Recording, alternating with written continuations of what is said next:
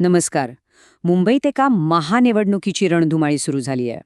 आणि ही काही साधीसुधी निवडणूक नाहीये. इथे राजकारण, पैसा आणि अस्मिता सगळं काही पणाला लागलंय. असं म्हटलं तरी चालेल की ही लढाई आहे भारताच्या आर्थिक राजधानीच्या आत्म्यासाठी.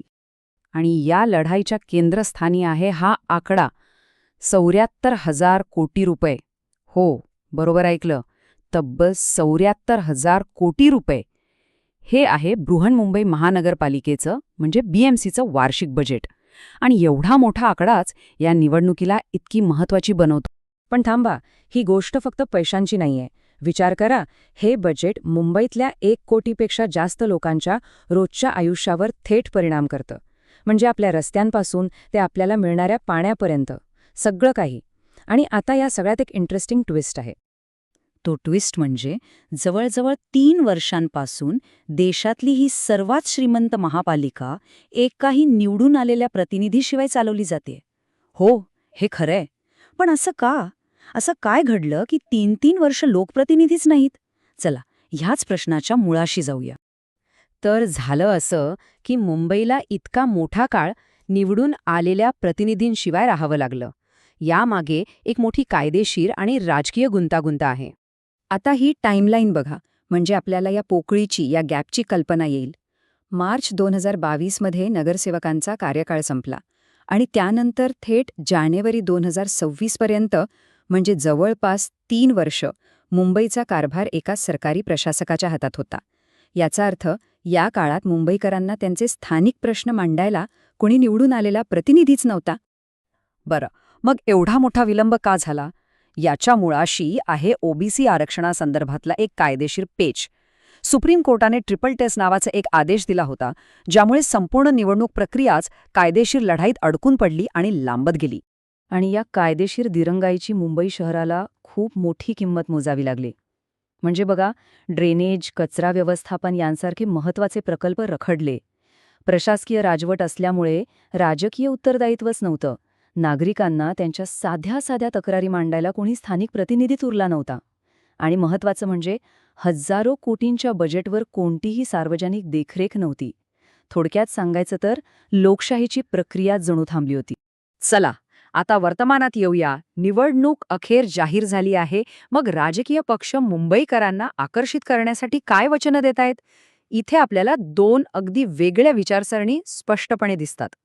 आणि हा वैचारिक फरक खूपच इंटरेस्टिंग आहे बघा. एका बाजूला आहे उद्धव ठाकरेंची शिवसेना आणि मनसे यांची युती.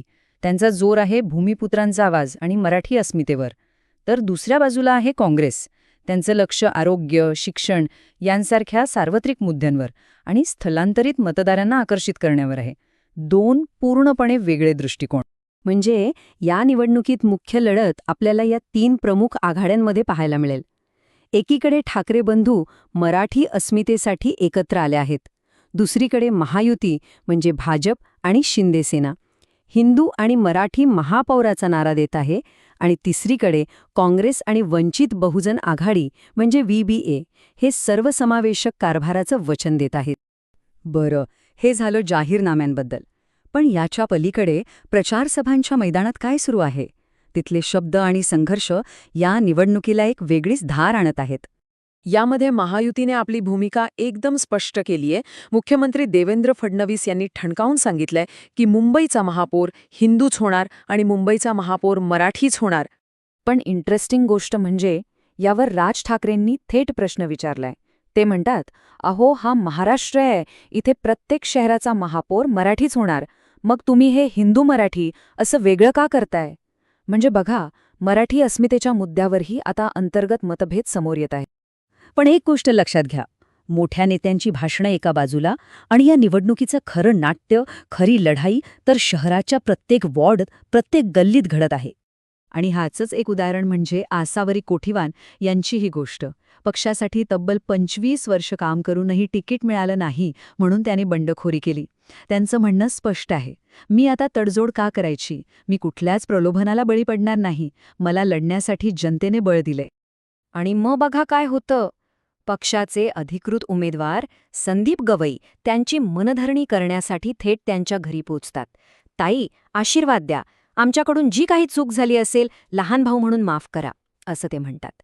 ही दृश्य आपल्याला सांगतायत की जमिनीवरची लढाई किती तीव्र आणि वैयक्तिक झालीय. इथे निष्ठा आणि बंडखोरी अक्षरशः समोरासमोर उभी ठाकलीय. तर मग हे सगळं राजकीय नाट्य, ही भाषणं, हे संघर्ष, या सगळ्याचा सर्वसामान्य मुंबईकरांच्या आयुष्याशी काय संबंध? ही निवडणूक त्यांच्यासाठी खरंच इतकी का महत्वाची आहे? चला, राजकारणापासून ते आपल्या रस्त्यांवरच्या खड्ड्यांपर्यंतचा प्रवास बघूया. कारण शेवटी मुद्दा हा आहे की ही निवडणूक फक्त राजकारण नाहीये. या निवडणुकीचा निकाल ठरवणार आहे की मुंबईतल्या रस्त्यांची, पाण्याची आणि स्वच्छतेची गुणवत्ता कशी असेल, शहराचे मोठे इन्फ्रास्ट्रक्चर प्रकल्प मंजूर होतील की नाही, ते 74,000 कोटी रुपये कसे वापरले जातील, आणि सर्वात महत्त्वाचं, आपल्या स्थानिक समस्यांसाठी जाब कोणाला विचारायचा. जवळपास 3 वर्षांनी मुंबईकरांना त्यांचा आवाज परत मिळत आहे. तर जवळजवळ 3 वर्षांच्या मोठ्या प्रतीक्षेनंतर मुंबईला तिचे निवडून आलेले प्रतिनिधी अखेर मिळणार आहेत. पण खरा आणि मोठा प्रश्न हाच आहे की ही नवीन व्यवस्था, हे नवीन लोकप्रतिनिधी मुंबईच्या जुन्या आणि गंभीर समस्या सोडवू शकतील का? याचं उत्तर तर आता येणारा काळच देईल.